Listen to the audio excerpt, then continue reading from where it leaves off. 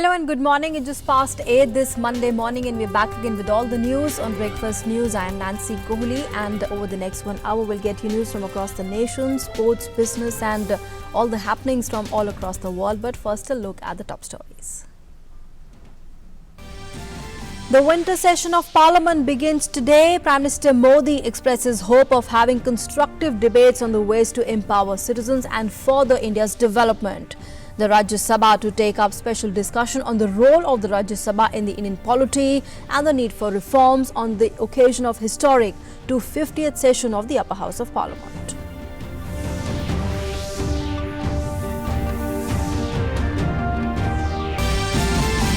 Justice Sharad Arvind Bobde to be sworn in as the Chief Justice of India today. President Ramnath Kovind to administer the oath of office to new Chief Justice at the Rashtrapati Bhavan.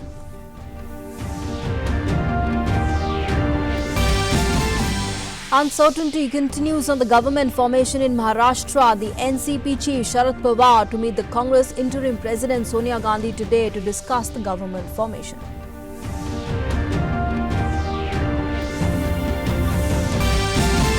The last date of filing nominations for the second phase of the Jharkhand Assembly elections today. The Congress releases fifth list of candidates for the Assembly elections. The AJSU releases its manifesto, the Sankalp Patra, for the elections. Train services to resume in the remaining sections from Banihal to Srinagar in Jammu and Kashmir from today. Firozpur division to start operating 3 pairs of trains between Banihal and Baramulla. In international news, Gotabaya Rajapaksa to be sworn in as the new president of Sri Lanka. In a message, Gotabaya calls for a new journey for Sri Lanka.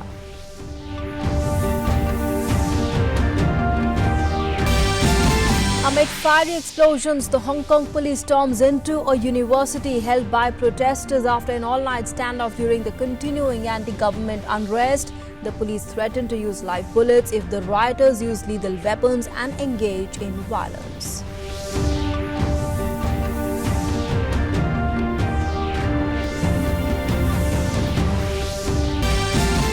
In sports news, Indian pacer Mohammad Shami rises to career best 7th spot in the ICC rankings for the test bowlers, making it into the top 10. Opener Mayank Agrawal too rises to 11th spot in the ICC rankings for the test batsmen.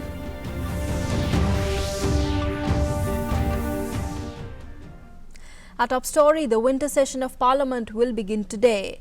Ahead of the session, Prime Minister Modi expressed hope of having constructive debates on ways to empower citizens and further India's development. This winter session will also mark the 250th session of the Rajya Sabha.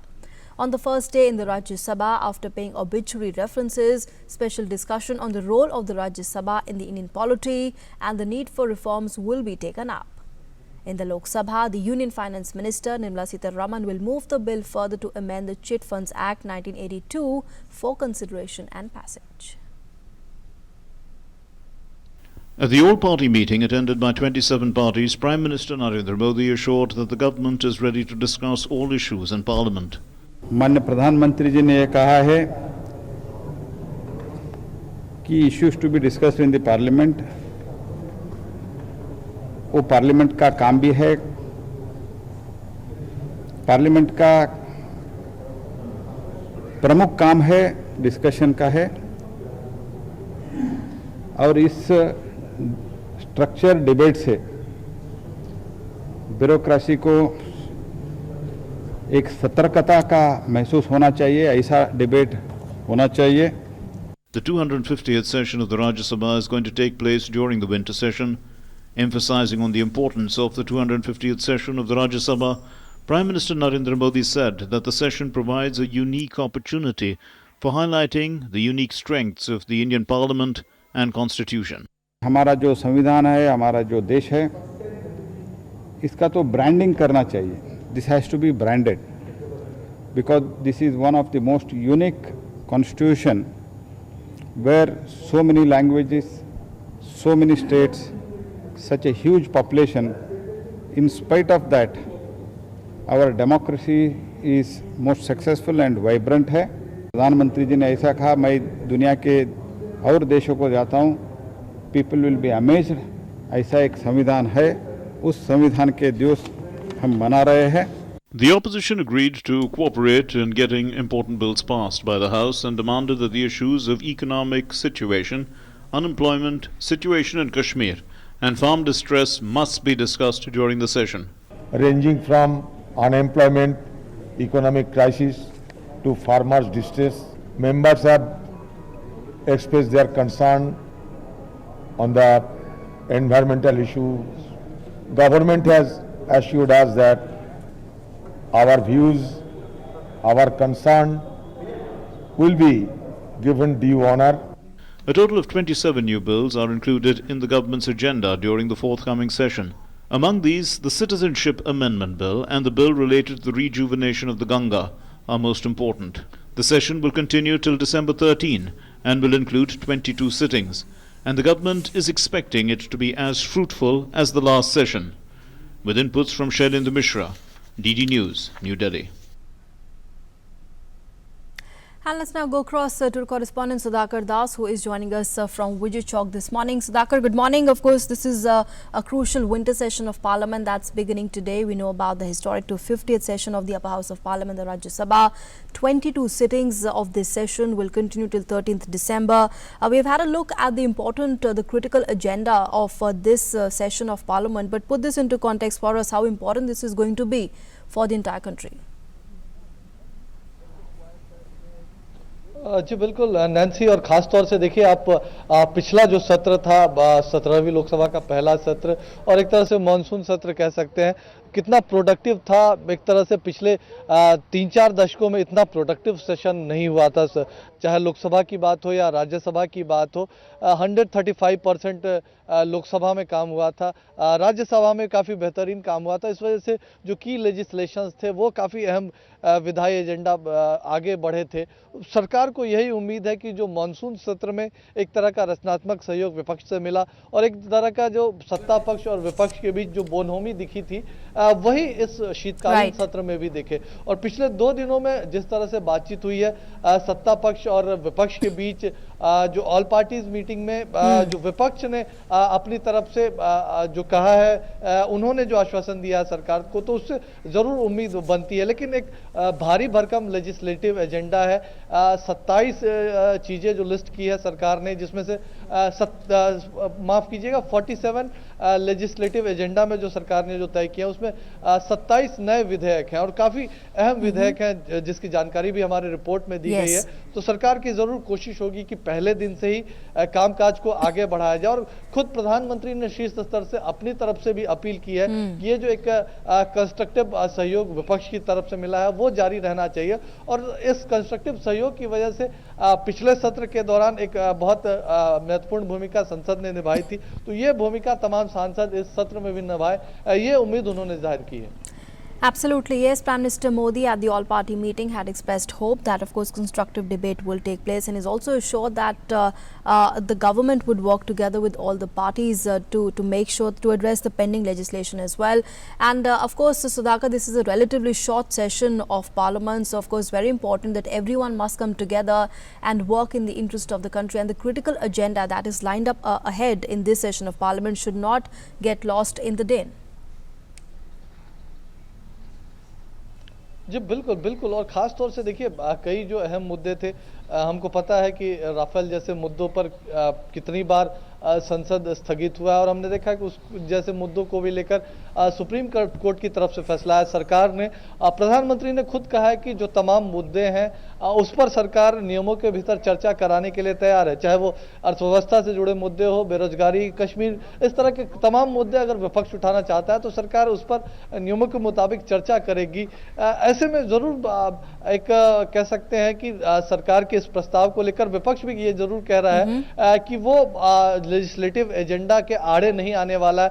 अगर उसकी बात सुनी जाती है, उसको चर्चा के लिए मौका दिया जाता है, तो निश्चित तौर पर ये देखना पड़ेगा, क्योंकि 20 दिनों का सिर्फ ये सत्र है। 20 बैठकें होगी 26 दिनों के सत्र में, और 20 बैठकों में इतना बड़ा लेजिस्लेटिव एजेंडा। आज पहला ही दिन है, लोकसभा में चिटफंड अमेंडमेंट बिल उससे शुरुआत हो रही है। इसके अलावा राज्यसभा में चूंकि 250th सेशन है राज्यसभा का, काफी ये महत्वपूर्ण है। तो राज्यसभा की जो एक पूरी भूमिका रही है क्या कोई सुधार की आवश्यकता है, इसको लेकर सदन के भीतर चर्चा होगी। तो ये भी काफी महत्वपूर्ण है, एक सदन के भीतर किस तरह से राज्यसभा इवॉल्व हुआ है और आने वाले समय में बड़ी जिम्मेदारी हो सकती है, तो क्या और पहल की जा सकती है, तो इसको लेकर सदन के भीतर तमाम सदस्य चर्चा करेंगे। इसके साथ ही साथ 70 साल पूरे हो रहे हैं जब हमने अपना संविधान स्वीकार किया था। हमको पता है कि 26 नवंबर को संसद के दोनों सदन इस पर बैठेंगे, चर्चा करेंगे और संविधान ने जिस तरह से भारत की विविधता को एकता में बदला है और उसको रिफ्लेक्ट किया, जिसकी बात प्रधानमंत्री कह रहे थे कि संविधान की एक ब्रांडिंग होनी चाहिए। तो ये तमाम चीजें चर्चा के दौरान आएंगी, तो काफी ये सेशन महत्वपूर्ण ऐतिहासिक रहने वाला है। Absolutely, yes, and all eyes will be on this winter session of Parliament that begins today. Well, thanks, Sudhakar, for all those inputs. We'll, of course, come back to you once the House begins for the day today. So, important agenda and important discussions, deliberations going to be taking place in the winter session of Parliament that begins today. Apart from the historic 250th session of the Upper House of Parliament that will discuss, deliberate the role of the Rajya Sabha in the Indian polity and the reforms that need to be taken up. Moving on now, meanwhile, the BJP Parliamentary Executive Committee meeting was also held at the Parliament Library building in New Delhi. Prime Minister Modi, the BJP National President Amit Shah and the senior leader JP Nadda, among many senior leaders, attended the meeting.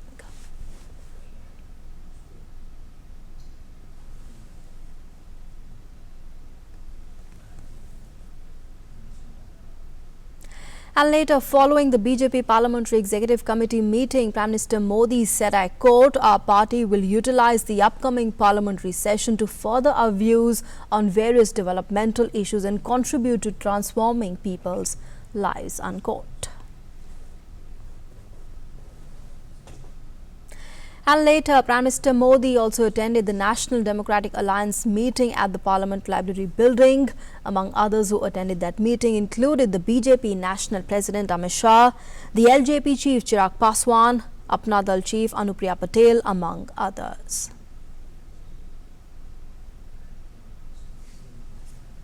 The Rajya Sabha Chairman M. Venkaiah Naidu also called a meeting of the floor leaders of political parties ahead of the landmark 250th session of the Rajya Sabha beginning today. The Vice President urged them to ensure proper attendance of their MPs so that the committees could effectively perform their duties. The Rajya Sabha Chairman Venkaiah Naidu expressed concern over the absenteeism of members in department-related parliamentary standing committees, saying we must not let their standards drop. And on the occasion, the Vice President also released a publication, Rajya Sabha, The Journey Since 1952, in the presence of leaders of various parties and groups.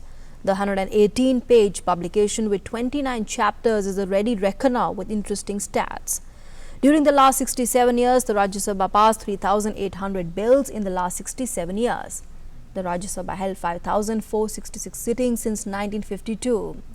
The representation of women in the Rajya Sabha increased from 15 in 1952 to 31 in 2014 and is now 26 in 2019. We're moving on now to another big story of the day. Justice Sharad Arvind Bobde will take oath as the 47th Chief Justice of India today.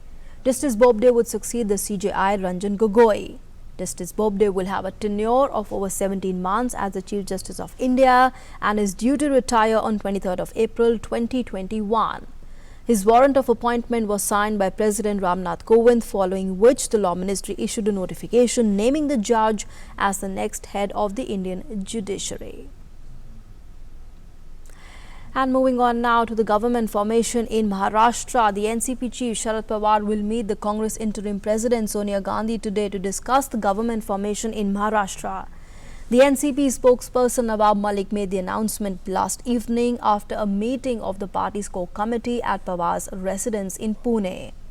Malik said that the core committee was of the view that the current president's rule in Maharashtra should end and an alternative government should be formed.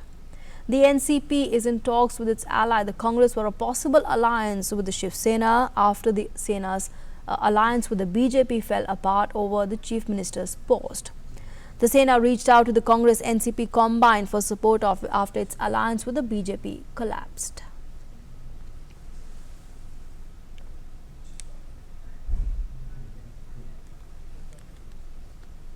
Rashtravadi Congress party के महत्वपूर्ण नेताओं की बैठक हुई माननीय शरद पवार जी की अध्यक्षता में बैठक हुई, जिसके अंदर हमारे महाराष्ट्र के अध्यक्ष महोदय जयंत पाटिल जी, विधायक दल के नेता अजीत पवार जी और सभी महत्वपूर्ण नेता उसमें उपस्थित थे।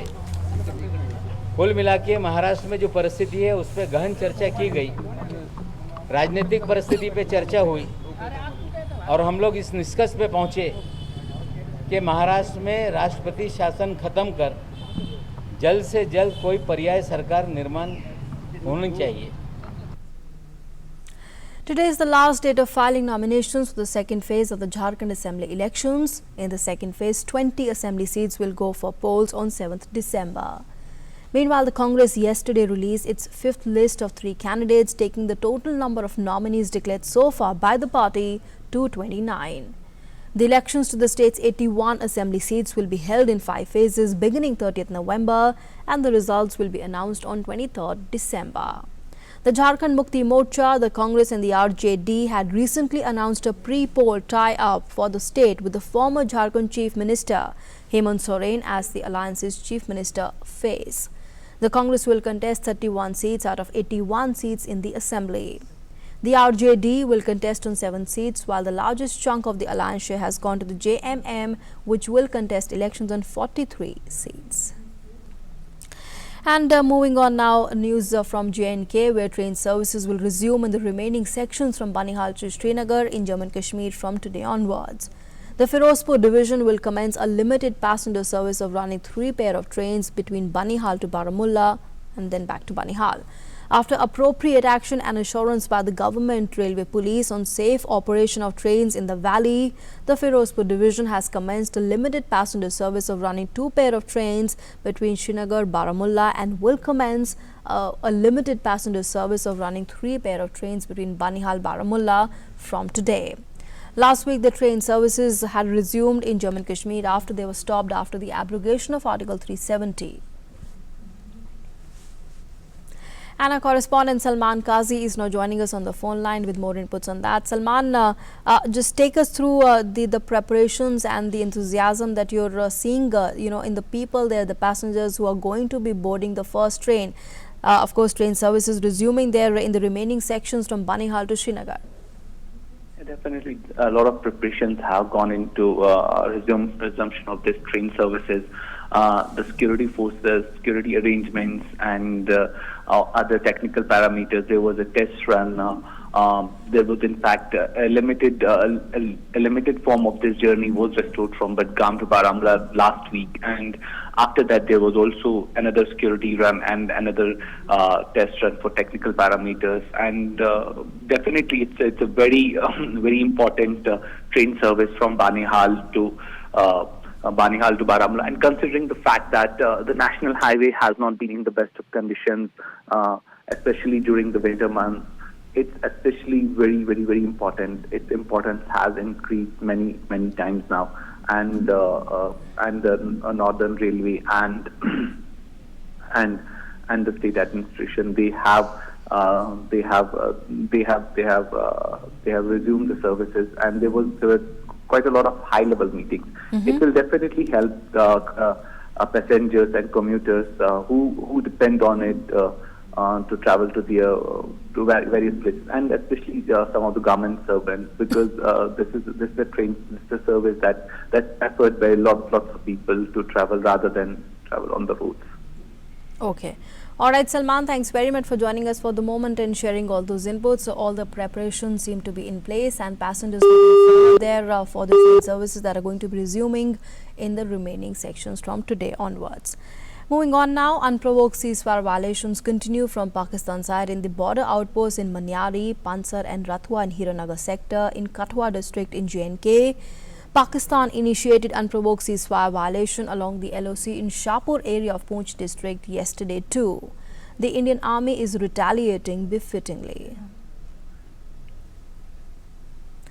The All India Muslim Personal Law Board has announced its decision to file a review petition challenging the Supreme Court's verdict in the Ayodhya case. The board also said it was against accepting the 5-acre alternative land given for a mosque. The decision was taken at All India Muslim Personal Law Board's meeting in Lucknow. The Supreme Court, in its verdict on 9th November, had directed the centre to allot a 5-acre plot to the Sunni Waqf Board in Ayodhya to build a mosque.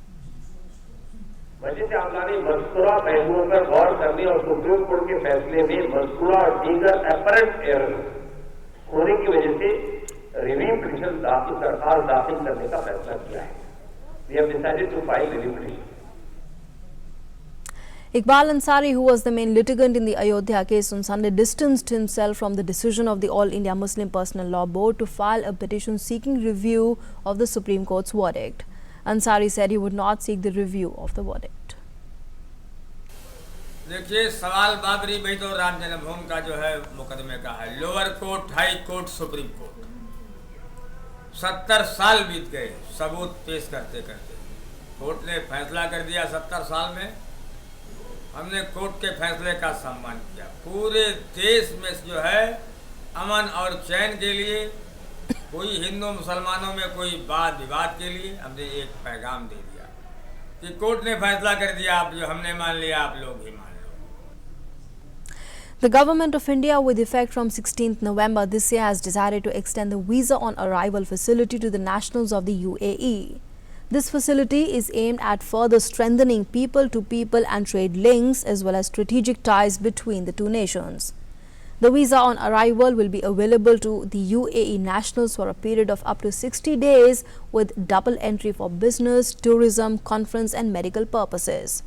This facility will be available at 6 designated international airports, namely Bengaluru, Chennai, Delhi, Hyderabad, Kolkata and Mumbai.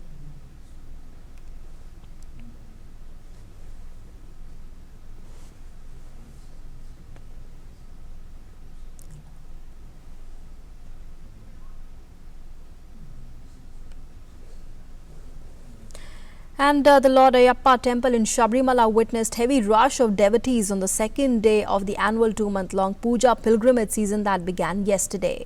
Thousands offered prayers after the chief priest opened the sanctum sanctorum of the temple early this morning and performed special pujas. All the women will be allowed entry in the temple. As Supreme Court's 2018 order still stands, the Kerala government has decided not to provide police protection to the women who plan to visit the temple. On Thursday, the 5-judge Constitution Bench of the Apex Court, headed by the Chief Justice Ranjan Gogoi, had referred the issue to a larger 7-judge bench to re-examine all related religious issues. A sanitation worker in Pune is not only collecting waste every day but also promoting cleanliness drive with his own songs and beautiful voice across the city. Mahadev Jadhav, a PMC sanitation worker, has been working with the Pune Municipal Corporation for 25 years and has become a famous face in locality for his unique initiative. He creates awareness about cleanliness and waste disposal through Bollywood songs by giving them a new twist. Jadhav has composed many songs on cleaning, which he plays in the morning every day for the people while he separates the wet and dry garbage. Listen in. फोकट में मिलने वाली थैलियां 4 लेके पूना शहर का सारा सब्जी बाजार लेके पूना शहर का सारा सब्जी बाजार लेके कैरी बैग ये प्लास्टिक वाला इसको आदत कर डाला कैरी बैग ये प्लास्टिक वाला इसको आदत कर डाला आदत ने ले ली सबकी जान गौर से सुनिए मेहरबान. Moving on now, the impact of Pradhan Mantri Surakshit Matritva Abhiyan can be seen across the country. Under this program, it is ensured that comprehensive and quality prenatal care is provided to pregnant women. Women of Madhya Pradesh's Gwalior district have also benefited by this program. Let's take a look at this ground report from Gwalior.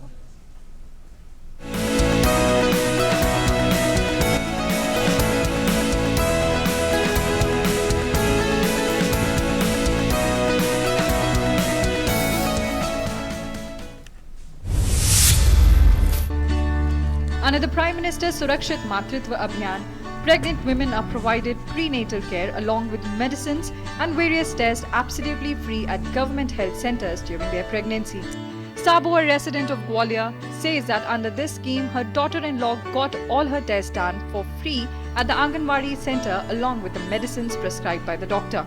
हमारी बहू गर्भवती थी तो वो कमजोर थी तो जांच के लिए लाए आंगनबाड़ी बारी आशा ले गई अस्पताल तो 9 तारीख को जांच हुई इसकी खून की कमी बताई उसमें कमजोर थी तो उसको आयरन की गोली मिली पेशाब की जांच हुई और बोतल लगाई आयरन की 2 बोतल लगी फिर अच्छी बहू खून भी बढ़ गया और बहू भी ठीक हो गई फिर डिलीवरी हुई है अच्छे से हॉस्पिटल में भी सुरक्षित है दोनों? सुरक्षित है, बहू भी है लड़की भी है, दोनों सुरक्षित हैं? हाँ दोनों सुरक्षित। Like Anita, other women of Gwalior are also benefiting by the Pradhan Mantri Surakshit Matritva Abhiyan. Under this scheme, pregnant women are getting all the tests done free of cost. Women and their families are grateful to the Prime Minister for this scheme. जब मैं गर्भवती तो मैं सबसे पहले आंगनवाड़ी में आई। आंगनवाड़ी पे मैंने अपना नाम दर्ज कराया। मेरी ANC जांच हुई, उसमें पेशाब की जांच हुई, ब्लड की जांच हुई और BP चेक किया गया, वजन लिया गया। खून की कमी थी इसलिए मुझे आयरन सुक्रोज की बोतल लगी और वो एक दिन छोड़ के लगी। मेरा संस्थागत प्रसव हुआ जिसमें मेरा बच्चा अच्छा स्वस्थ और अच्छा काफ़ी वजनदार हुआ और मुझे इससे बहुत अच्छा लाभ मिला इस योजना से।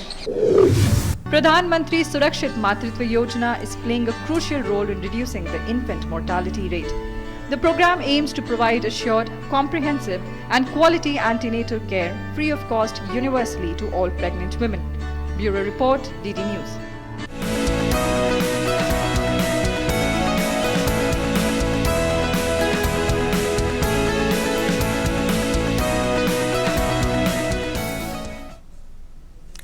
And another ground report, Prime Minister's Employment Generation Program is playing an important role in providing self-employment opportunities to people. Under the scheme, an applicant can avail a loan of 25 lakh rupees for setting up an industry and of 10 lakh rupees if they wish to invest in the services sector. The people of Telangana's Peddapalli district have also benefited by this scheme. Let's take a look at this ground report.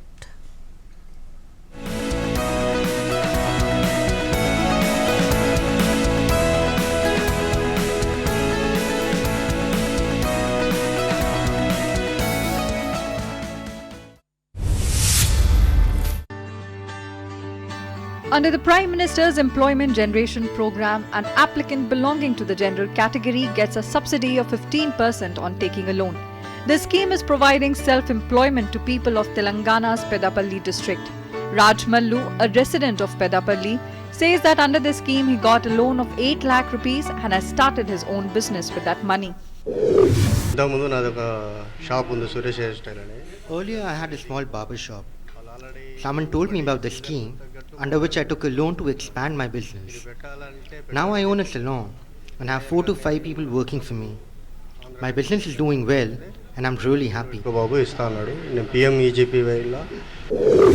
Prime Minister's Employment Generation Scheme is a commendable initiative by the government to encourage people to be self-employed, especially the youth, and a lot of people have benefited from it. Bureau Report, DD News.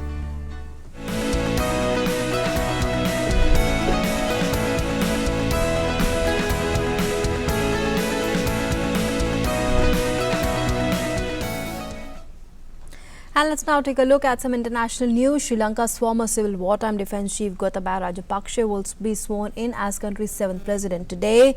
The ceremony follows Gotabaya's victory at the presidential elections held on Saturday, in which he received over 52% of the votes, defeating his nearest rival Sajjit Premadasa. Rajapaksa, who had promised to secure the country against militant threats following the Easter bombings this year, termed the victory as the greatest honour of his life. Meanwhile, at least half a dozen ministers of the current government have resigned in the wake of the presidential election results. A decision on the fate of the government is expected after the new president takes over. Sri Lanka People's Party has already projected its leader Mahinda Rajapaksa as the Prime Minister in the event of their victory at the elections. The protests in Hong Kong witnessed an unprecedented low with tear gas and water cannons being met with petrol bombs, brakes and other improvised weapons. At the Polytechnic University, the police deployed water cannons against anti-government protesters who hurled the petrol bombs and shot arrows at police from behind the barricades. Police has for now withdrawn from the premises. However, it had earlier warned that they could use live ammunition if protesters did not stop attacking them using such weapons.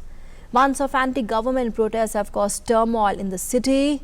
Demonstrators, angry at what they see as Chinese meddling in the country's internal affairs, have said that they're responding to excessive use of force by the police.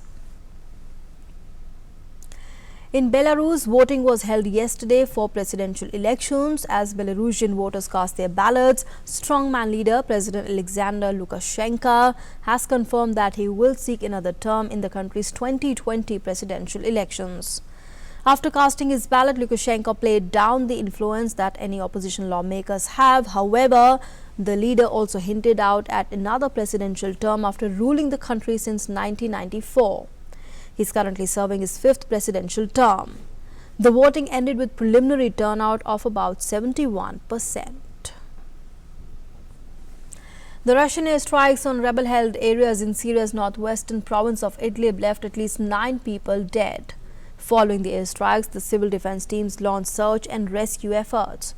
The Syrian troops launched a 4-month offensive earlier this year against the country's last opposition stronghold, which is dominated by Al-Qaeda-linked militants. Last week, the Syrian President Bashar al-Assad said his forces will soon retake Idlib. Syria has been locked in a vicious civil war since early 2011. The United States and South Korea have announced to postpone their upcoming military drills in an effort to bolster a stalled peace push with North Korea. The Washington, however, denied the move amounted to another concession to Pyongyang. The combined drills, known as the Combined Flying Training Event, have already been reduced in scale and scope from the previous years, but North Korea still objected to them regardless. Meanwhile, the U.S. Defense Secretary Mark Esper said the U.S. and South Korean militaries would remain at a high state of readiness despite the move, and denied that the decision to postpone the drill was a concession to North Korea. Pyongyang regularly opposes such U.S.-South Korean joint military exercises, viewing them as a rehearsal for invasion. And news now from Italy, where the medieval city is reeling from devastating floods this week. Venice suffered another exceptional high tide yesterday. Venice was hit by a third major flooding in less than a week, with the seawater swamping the historic city. Water peaking at 150 centimeters, it marked the worst week for the city since the last official tide stats of 1872. The special commissioner appointed to deal with the emergency has estimated the damages are around 1 billion euros. The Venetian residents say it's a silent and resigned scream as city is battling against its worst days. And more news from around the world. On Saturday, China and the US had constructive talks on trade in a high-level phone call, as reported by the Chinese state media, the CCTV. The phone call between China's Vice Premier, the US Trade Representative and the Treasury Secretary were aimed towards discussing core issues in the trade. The two sides discussed each other's concerns for the first phase of an initial trade agreement and agreed to maintain close communication, as both of them have been locked in successive waves of tit-for-tat tariff that have roiled financial markets and threatened to drag growth in the global economy to its lowest rate since 2007-2008 financial crisis. Initially, an agreement had appeared in May but were dashed after the US negotiators said China backed away from the agreement. However, the concerns flared against last week that the trade talks had hit a snag over how and when to reduce the tariff and how much the US agricultural products China would commit to buy. And we are moving on now to our next segment, the finance world, with my colleague Ajay.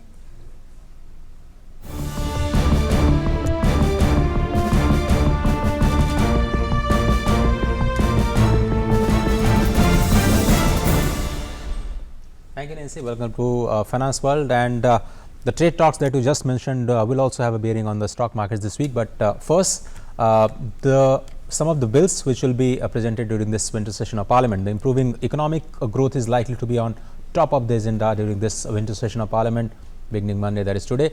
The Centre will seek to convert the two ordinances on reduction of corporate tax rates and ban on e-cigarettes into law, besides seeking to amend the Insolvency and Bankruptcy Code and Banking Regulation Act to help the ailing economy and common man.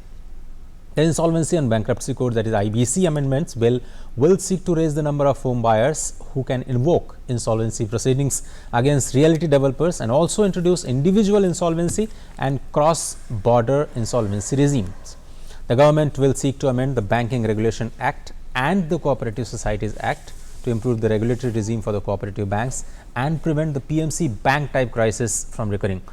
It may also introduce a modified version of Financial Regulation and Depository Insurance FRDI bill to raise the insurance cover for bank deposits from the current 1 lakh rupees. The bill to amend MSME Act introduces a uniform classification for all MSMEs. Under the new bill, the MSMEs, whether they are into manufacturing or services providing enterprises, will be classified on the basis of their annual turnover and not on the investment criteria. Now, the news from markets, the trends in the global markets, the movement of rupee against the dollar and crude oil price movement, inflows from foreign portfolio investors, FPIs and domestic institutional investors, TIIs, will be closely watched by the markets. Overseas development on the US-China trade front will be closely monitored. In the week ended on Friday, 15th of November 2019, the Sensex rose 33 points or 0.08 to settle at 40,356. The Nifty 50 index fell 12 points or 0.11% to settle at 11,895. The BSE mid cap index gained 41 points or 0.28% to settle at 14,772, while the BSE small cap index fell 148 points or 1.1%. That's all in the finance world. Thanks for watching. Thanks, Ajay, for all this news from the world of finance. Let's now move on to sports news now. And Stefanos Tsitsipas becomes the youngest winner of the ATP finals in 18 years. Tsitsipas crowned an incredible year as he battled back to beat Austrian Dominic Thiem 6-7, 6-2, 7-6 to win the ATP finals title. The 21-year-old debutant, the youngest of the 8 qualifiers for the elite season ender, displayed resilience and flair in equal measure to claim his biggest title to date. Thiem edged an intense first set full of powerful baseline rallies, but Tsitsipas, the first Greek player to play in the event, was undaunted and responded in style. Thiem broke back to take the showpiece into a deciding tie-break, but it was Tsitsipas, the crowd favourite, who stayed strong, moving 6-4 ahead and clinching victory when Thiem fired a tired forehand wide. Tsitsipas becomes the youngest winner of the tournament since Leon Hewitt, aged 20, won it in 2001. And the French pair Pierre Hughes Herbert and Nicolas Mahut defeated South African Raven Klaasen and New Zealander Michael Wiener 6-3, 6-4 to win the doubles title at the ATP finals in London. The 7 seeds recorded their 9th consecutive win in just 70 minutes, saving 4 break points on the way. Mahut and Herbert have won all 18 sets they have contested since arriving at the Paris Masters last month. The career Grand Slam winners are the first team to lift the trophy at the O2 without dropping a set since Jean-Julien Roger and Horia Ticao in 2015. The ATP Finals crown is their 15th tour-level trophy as a team, adding to 2019 titles at the Australian Open and Paris Masters. With their Australian Open trophy in January, Herbert and Mahut became only the 8th men's doubles team to complete the career Grand Slam. And moving on now, official International Cricket Council rankings for the Test match cricket players were released on Sunday. In the rankings, speedster Mohammad Shami and opener Mayank Agrawal achieved their career best positions after contributing significant roles in India's big win over Bangladesh in the first Test in Indore. Shami's bowling figures of 3 for 27 in the first innings and 4 for 31 in the second innings lifted him 8 places to 7th position. Meanwhile, Mayank Agrawal climbed to 11th spot after his player of the match effort of 243 in India's only innings.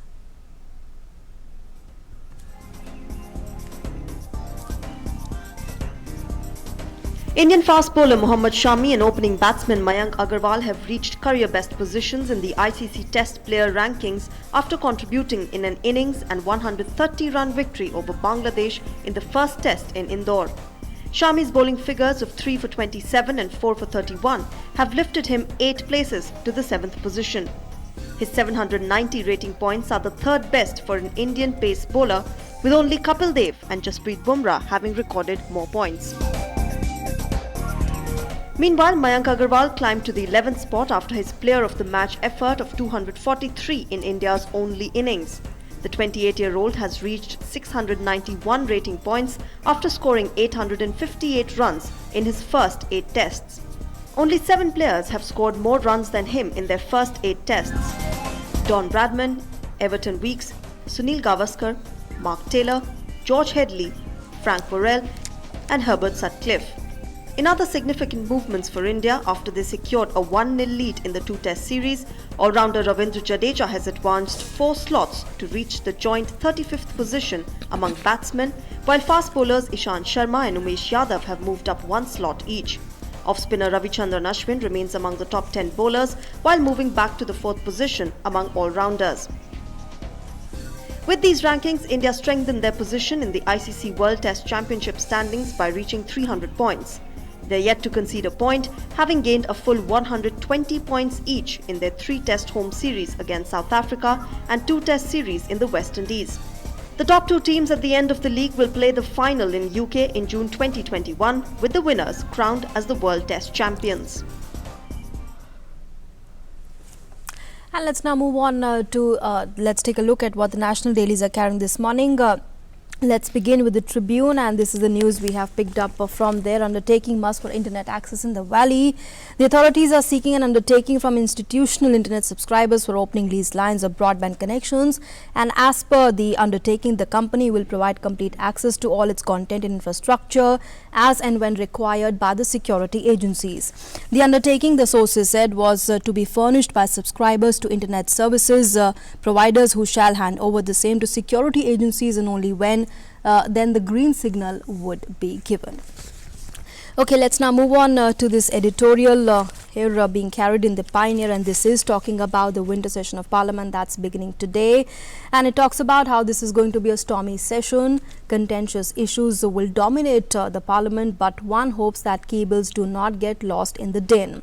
And this is also talking about how this will be the first time that the House will commence after the abrogation of Article 370 and a virtual lockdown of the valley. A heated confrontation between the Congress and the BJP is expected, and considering that this session is relatively short, legislators should not waste crucial time by taking recourse to repeated interruptions and instead transact business. Key bills need to be passed, and at least all the parties could agree on formulating a national legislation on pollution given the severity of the climate crisis. And here's another piece of opinion that we have picked up, and this is being carried in the Indian Express, and this is talking about a Jan Andolan for nutrition. This is written by the Women and Child Development Minister Smriti Irani, and this piece here talks about how Poshan Abhiyan promises to revive traditional food systems across the country while addressing malnutrition. And this also talks about how the novelty of the Poshan Abhiyan mission is twofold. That's at the agricultural level. It aims to amalgamate knowledge of regional food systems, and at the consumer level to foster social and behavioral changes among individuals, especially parents. The mission also seeks to improve linkages between communities and health systems, thus paving the way for a mass movement to promote a transformative change referred to as the Jan Andolan. And with that, let's again go back to the Pioneer, and this is again piece of opinion that we have picked up, and this talks about how there's a need of adopting a sustainable lifestyle for Earth's sake. The kind of cruelty animals are subjected to in order to produce food and products for humans is unfathomable. Apart from the ethical factors, the benefits of veganism for the environment are tremendous. And this is talking about how the degrading and devastating impact of mankind on the environment that influences the lives of many, be it through floods, drought and earthquake, has become a harsh reality of our times, and regrettably many lives are of course lost daily due to the efforts of climate change on the planet, and this is primarily because of this current pattern of indiscriminate use of limited resources to support the infinite consumption. And let's now move on to Hindustan Times, and this news on the UK polls, what to expect, and this talks about how it will be the second Brexit election.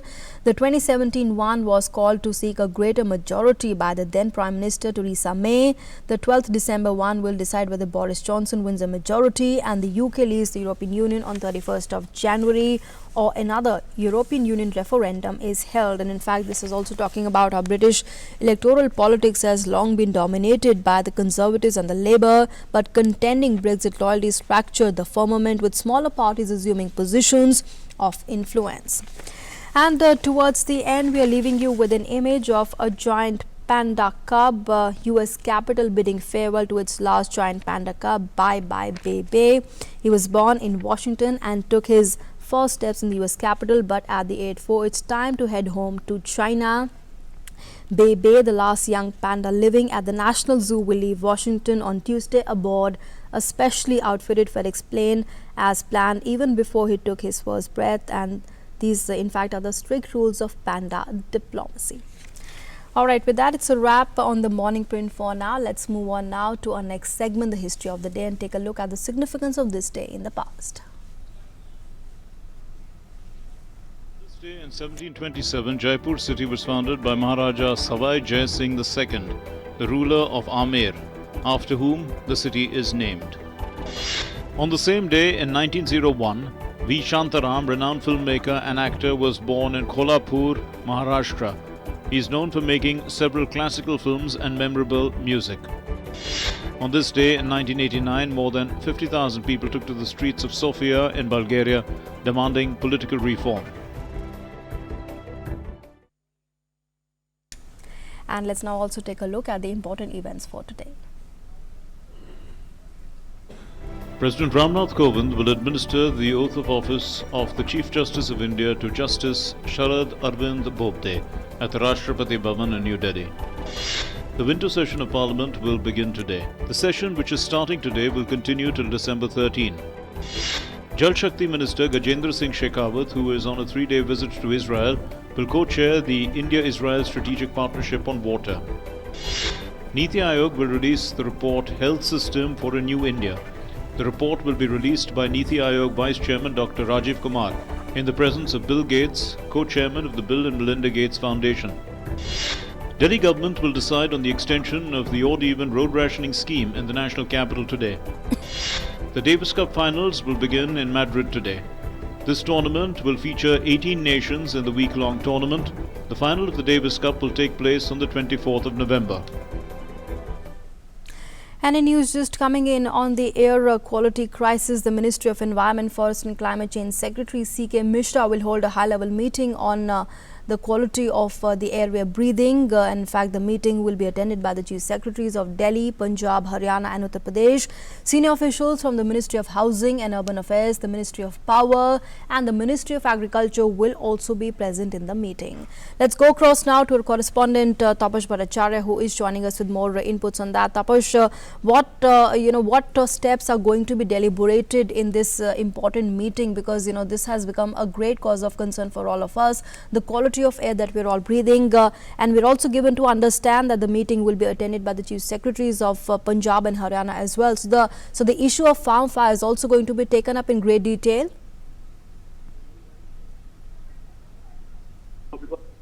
It is the people who are breathing in the NCR region who are suffering the most. So, Chief Secretaries of Delhi, Punjab, Haryana, as well as Uttar Pradesh. So, you can imagine the kind of situation where the Secretary of Ministry of Environment, Forest, C.K. Mishra, has to have all the Chief Secretaries in it, in the meeting, as well as all the senior officials, because there's a talk that the construction activities that is currently going on in the NCR region, where a lot of dust particles are going on, and there is a basically procedure through which all these construction companies are supposed to do the construction, but they are kind of flouting the rules. So that's one of the reasons why Ministry of Housing and Urban Affairs are also being roped in to make sure that all these construction companies are being taken to task, because end of the day, it is a PM 2.5 and the PM 10, which is the dust getting in the air, and especially in the NCR regions, in the Noida and the Gurgaon region, the air quality is actually in the severe category, and it has a major health complication. Yes. So that's one of the things. Also, keeping in mind the fact that what needs to be done, because as of now, in the last 2 days, the air quality has improved, but it is expected that by after Tuesday, it is going to again go back to the severe category. So what needs to be done beforehand, rather than having a situation where it is already bad and then you are taking precautionary steps.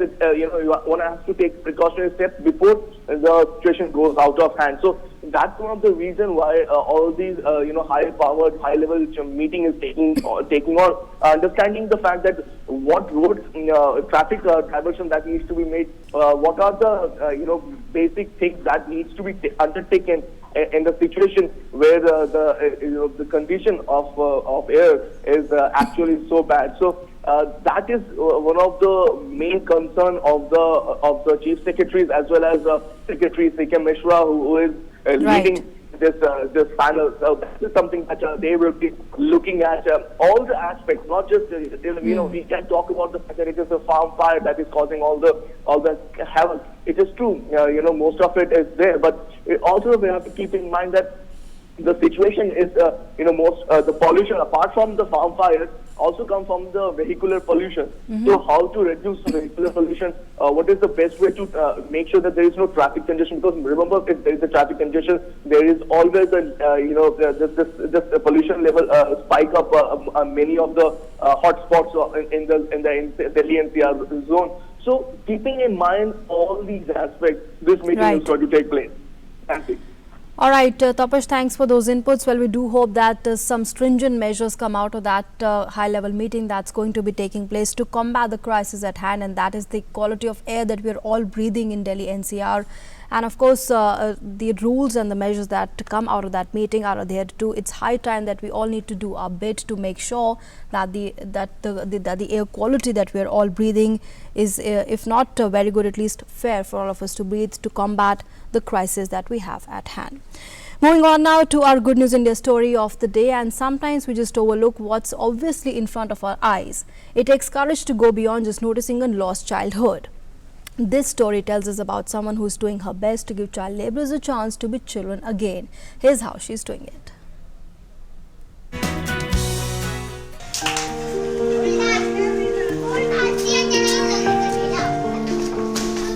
One often looks at childhood as the happiest period of a person's life, away from worldly influences, enjoying life for what it is. But truly, childhood too is robbed from many children. Sitara Siddiqui aims to connect such children with their childhood again, children who are already part of the labor force. Sitara instead equips these children with pens and books.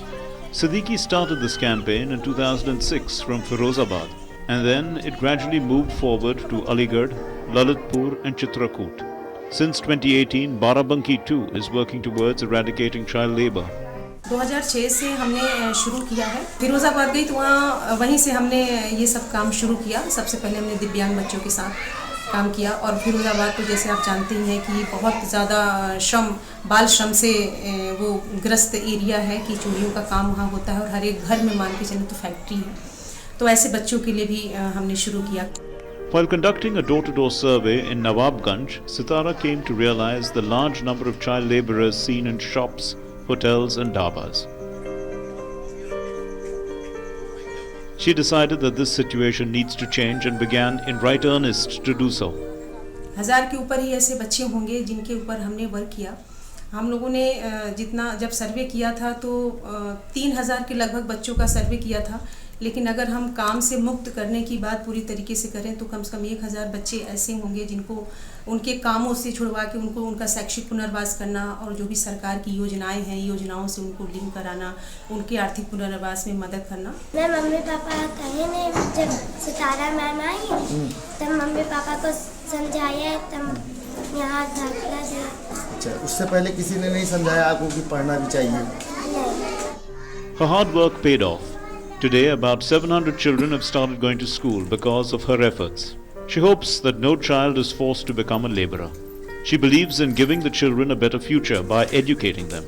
She hopes that her efforts will take her campaign far and wide until child labor is entirely eradicated. Nitin Srivastava's report for Good News India, DD News, Barabanki.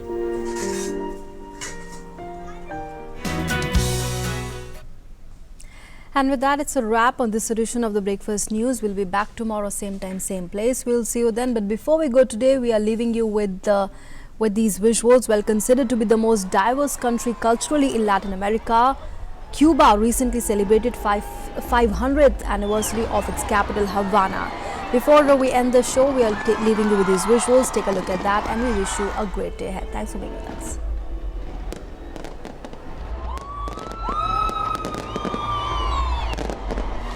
Havana,